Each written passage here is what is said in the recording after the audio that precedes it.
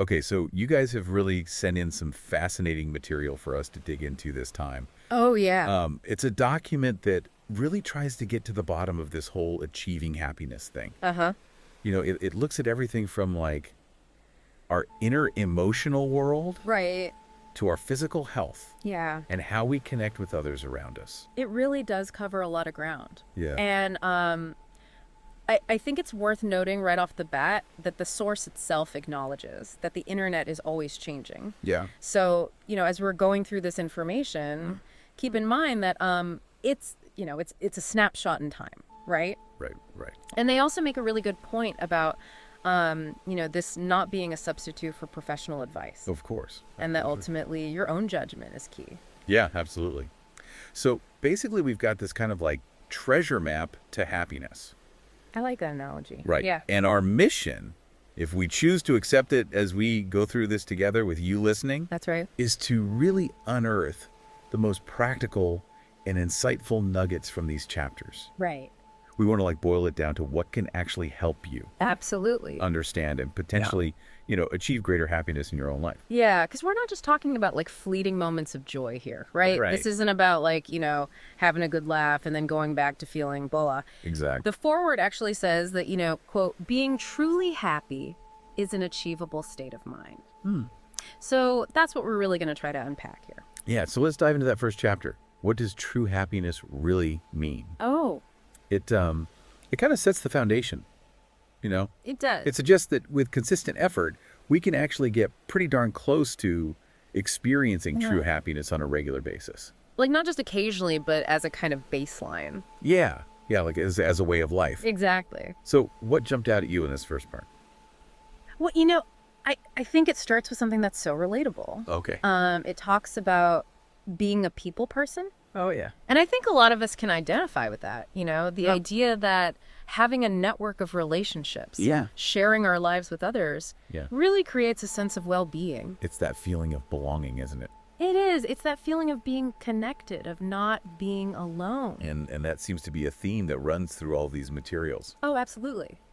This idea of connection keeps popping up. Yep. And, this chapter also points out the happiness we get from caring for others. Right. Like that deep sense of fulfillment that comes from helping out, whether it's through formal volunteering Right.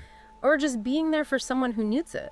Yeah. It really speaks to that fundamental human need to have a purpose, to contribute something meaningful. It's interesting, actually. There's a lot of research that shows that strong social bonds release oxytocin, Oh, wow. which is a hormone that's linked to feelings of trust and well-being and actually counteracts stress. So there's like a biological basis for this? Yeah, it's not just some feel-good idea. Right. It's hardwired into us. Yeah, then the document shifts gears a little bit Okay. and starts talking about physical health, Okay. specifically regular exercise. Right. And I love the analogy it uses. It compares our bodies to a well-tuned engine. I love that too. It's so true. Right. Like, it just makes sense Yeah. that when we're feeling physically good, our mental state follows suit. It's like that mind-body connection in action. Right. And it actually says, happy people are almost always healthy people. The state of the mind ensures this. That's a bold statement. It is. It makes you wonder if it works both ways. Right. Like, does a healthy body also lead to a happy mind?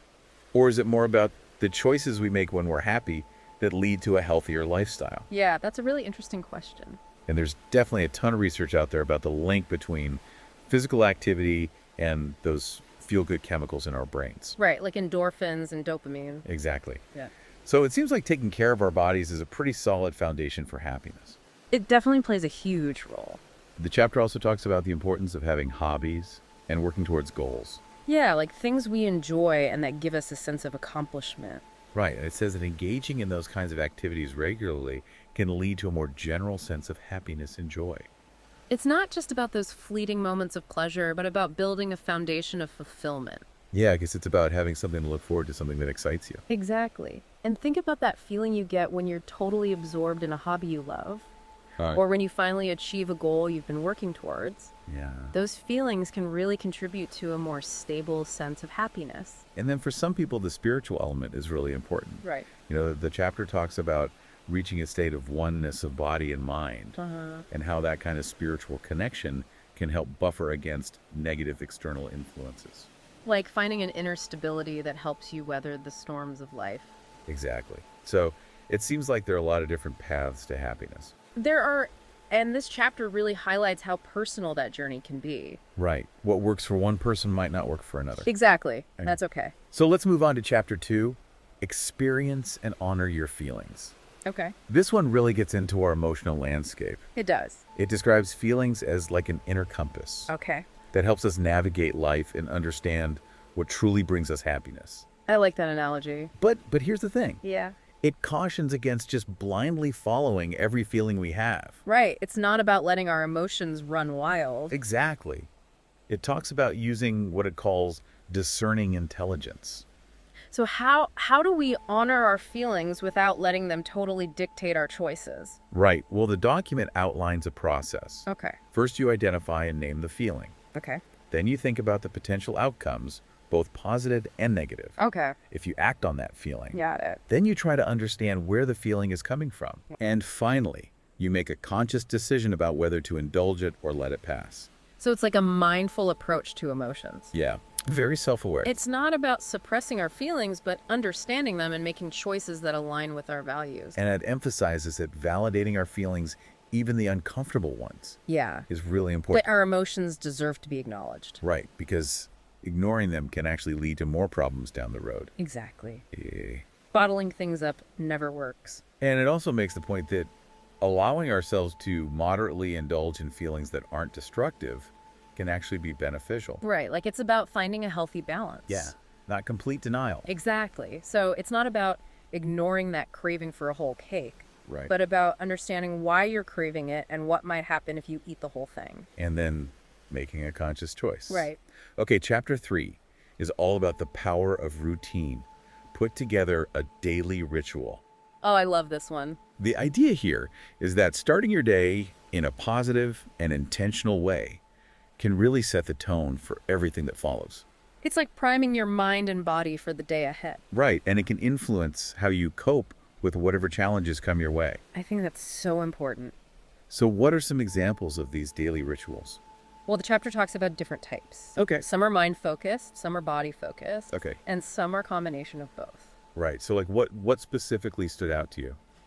Well, the spiritual rituals were really interesting. Oh, yeah. The idea of preparing yourself to connect with your spirituality, facing the day with a sense of conviction, strength, inner wisdom. It's like establishing an anchor. Exactly. For those who value that connection, Yes. it provides a sense of grounding and purpose right from the start. The chapter also talks about the benefits of physical workouts first thing in the morning. Oh, yeah, get that blood flowing. Right. It's all about boosting your energy and mental clarity. And, of course, it mentions a good, healthy breakfast. Oh, yeah. Can't forget that. Medical professionals are always emphasizing that. It's fuel for your body and mind. And it also touches on the value of having a comfortable and stress-free routine in general. Right. Like having a predictable structure to your day. Planning things out. Exactly. Which can really help maintain motivation. Okay, on to chapter 4. Find out your passions and then do that. Oh, this is a big one. It's all about intrinsic motivation. Yeah, finding what truly lights you up. When we're working on something we truly care about, it gives us this extra level of energy and a deep sense of satisfaction. There's just something so invigorating about doing what you love. Right, so how do we figure out what those passions are? Well, the document suggests minimizing distractions. Okay. So that we can really tune into ourselves. Quiet the noise. Exactly. And a focused mind can really help us zero in on what truly drives us. Which can then lead to more effective action. It's like clearing the path for inspiration. Yeah, and the chapter also emphasizes that passion is key for overcoming challenges. Oh, absolutely. When things get tough, it's passion that fuels our resilience. It's that inner drive that keeps us going. Right. And the chapter also points out that trying new things is a great way to uncover our passion. Oh yeah, get out of your comfort zone. But it also cautions against spreading ourselves too thin. Right. You don't want to start a million things and finish nothing. Exactly. It's about finding that balance between exploration and commitment. So chapter 5 kind of shifts our focus outward again. 2 for others. This one's all about connection and kindness. It starts with that simple but profound principle of treating others as we'd like to be the treated. golden rule. Right, and it looks at how that impacts our own sense of well-being and how others perceive us. It's like that ripple effect of positive actions. What parts of this chapter really resonated with you? I think the idea that being aware of others' feelings on a daily basis helps us become more sensitive and less self-centered. Makes us more likable. Exactly. And it creates this positive cycle. The chapter also highlights how much people appreciate someone who's always willing to help. Helpful people are valuable members of any community. And there's that sense of fulfillment we get from helping others, Right. and how those actions are often reciprocated. It strengthens our social bonds. And it talks about how positively people respond to politeness, gentleness, generosity. Those virtues tend to be reflected back to us. Like the saying, what goes around comes around. It's about putting good energy out into the world. Okay, chapter 6 encourages us to get outside, connect with nature. Oh, yes. This is one of my favorites. It talks about the many mental and physical benefits of spending time in nature. It's like a free gift. Right. And what I really love about this chapter is the emphasis on slowing down and simply appreciating the beauty around us. Just soaking it all in.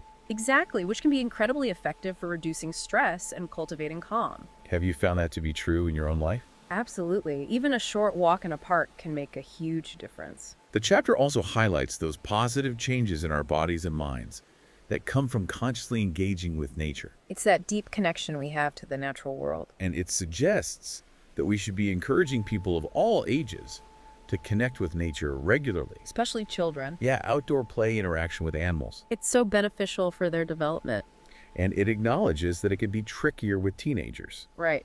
But it offers some ideas, like outdoor sports, seasonal projects, learning about where our food comes from. It's about finding ways to make it relevant to their lives. Okay, chapter 7 takes us back inward. Connect with your spirituality. Okay. It recognizes that making time for this can sometimes feel like a low priority. Right, but it points out the potential downsides of neglecting it. So what are some ways we can nurture our spiritual side? Well, the chapter mentions things like voluntary service. Putting others' needs first. Exactly, which can foster generosity and reduce self-centeredness. It also talks about the importance of setting aside some quiet time each day Yeah, for introspection, processing our thoughts and feelings. and cultivating inner calm. It's like creating a space for renewal. Practices like meditation and prayer are also mentioned. Those are great ways to deepen that interconnection. And the chapter circles back to nature again, It does. suggesting that spending time outdoors can enhance our spiritual senses. It's that synergy between our inner and outer worlds. Okay, chapter 8 tackles a really important topic. Learn to forgive yourself and others. Forgiveness is so crucial for our well-being. It presents it as essential not only for our mental health, but also for our physical health. Right. It allows us to move past hurts and embrace more positive emotions. And it actually talks about the physical consequences of holding on to unforgiveness. Yeah, there's research that suggests a link between resentment and disturbances in our body's chemistry. Which can contribute to health problems. It's amazing how deeply our emotions can impact our physical state. The chapter also emphasizes the positive outcomes of letting go of grudges. Yeah, like healthier relationships. Less baggage. Exactly. And it talks about the potential for greater spiritual and physiological well-being, lower stress levels, lower blood pressure. And a reduced risk of things like depression, anxiety, and chronic pain. The benefits are pretty significant. But it acknowledges that forgiveness isn't always easy. It's definitely a process, It takes time and effort, but it's a worthwhile journey, and the ultimate goal is to cultivate compassion and understanding. both for ourselves and others. Chapter 9 takes a different approach, focusing on a biological mechanism for feeling good. Exercise to release endorphins. Oh, yeah. This is a good one. It explains that endorphins are those natural chemicals associated with feelings of exhilaration. Those feel-good molecules. Right, and they're released in response to things like pain, danger, or stress. They're like our body's natural painkillers. And the chapter highlights how a good workout can stimulate the release of these endorphins. It explains why athletes can push themselves so hard. Those endorphins help reduce the perception of pain. It's like a natural high. And the document emphasizes that producing endorphins through exercise is a healthy way to experience those positive feelings. Without any negative side effects. Our body's own mood booster. It even mentions that some people advocate for really intense workouts to maximize endorphin release. Like pushing yourself to that point of bliss. Right. And while experts have different views on whether it's the physical exertion or the mental challenge that triggers endorphin release, the general consensus is that exercise is a great way to get them flowing. And it's probably a combination of both. Right. The chapter also points out that endorphins can be released through other enjoyable activities too. Like what? Things like eating spicy food or sexual activity. So this natural process underlies various forms of pleasure. It does. And finally, we come to chapter 10, how your sadness can affect others. This is a really important topic. It's about recognizing the impact our emotional state can have on those around us. And why it's so important to seek help if you're struggling with persistent sadness.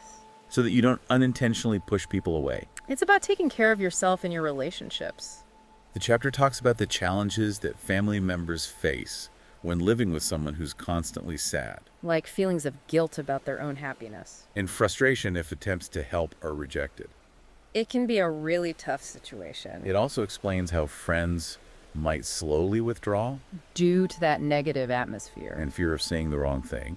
which can lead to resentment over time, And it touches on the negative impact that prolonged sadness can have on a person's physical health. which can further strain those relationships. It's like a vicious cycle. And the chapter concludes by saying that people are generally more drawn to those who exude happiness. Which can lead to the isolation of individuals who are chronically sad. And that just adds to the stress and negativity in the world. So as we wrap up this deep dive into your sources, Yeah. what are the key takeaways for you?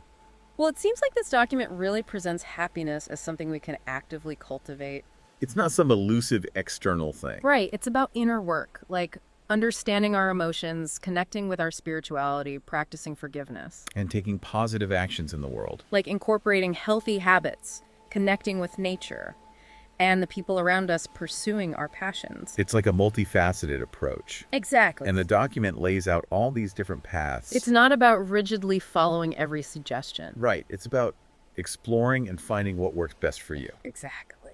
So for you listening, as you think about everything we've discussed, I want you to consider which of these elements resonates most strongly with you right now. Whether it's emotional awareness, daily routines, pursuing your passions, connecting with others, and nature self-care practices. And what one small step you can take today to nurture that aspect of your well-being. That's a great question to ponder. Thanks for diving deep with us. It's been a pleasure. Until next time. See you then.